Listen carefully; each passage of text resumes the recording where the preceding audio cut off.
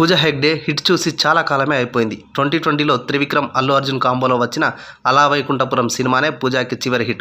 దీంతో ఈ బ్యూటీకి ఆఫర్లు కూడా తగ్గిపోయాయి. ఎందుకంటే వరుసగా రాధేశ్యామ్, బీస్ట్, ఆచార్య, కిసీ కా భాయ్, కిసీ కా జాన్ ఇలా పూజా చేసిన ప్రతి సినిమా బాక్సాఫీస్ దగ్గర డిజాస్టర్గా నిలిచింది. అయితే తాజాగా ఎక్కడ చివరి హిట్ చూసిందో మళ్ళీ అక్కడే మొదలుపెట్టే పనిలో పడింది పూజ.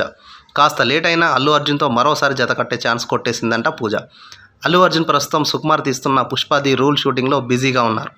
ఈ మూవీని ఆగస్టు 15న రిలీజ్ చేయబోతున్నారు.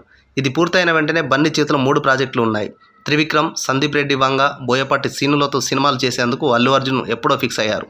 అయితే స్టార్ డైరెక్టర్ అట్లీతో కూడా అల్లు అర్జున్ ఒక మూవీ చేయబోతున్నట్లు రూమర్స్ వస్తున్నాయి. దీనిపై అట్లీ కూడా రియాక్ట్ అయ్యారు. ప్రస్తుతం బన్నీ ఆలోచన ప్రకారం అట్లీతోనే మొదటగా సినిమా చేస్తారని టాక్ నడుస్తుంది. ఎందుకంటే అట్లీ పాన్ ఇండియా లెవెల్లో జవాన్తో బంపర్ హిట్ కొట్టేశారు. దీంతో బన్నీ కూడా అదే రేంజ్లో పాన్ ఇండియా మూవీ చేయాలని చూస్తున్నారు. కనుక అట్లీ సినిమాతోనే ఇది సెట్ అవుతుందని అనుకుంటున్నారట. అయితే ఈ మూవీకి అనిరుద్ధ్ సంగీతం అందించనుండగా పూజా హెగ్డే హీరోయిన్గా నటించనున్నట్లు సమాచారం. గతంలో అల్లు అర్జున్తో డీజే, అలా వైకుంఠపురంలో సినిమాలు చేసింది పూజ. మరి ప్రస్తుతం వైరల్ అవుతున్న ఈ రూమర్ నిజమైతే బన్నీతో ముచ్చటగా హ్యాట్రిక్ సినిమా చేస్తుందన్నమాట.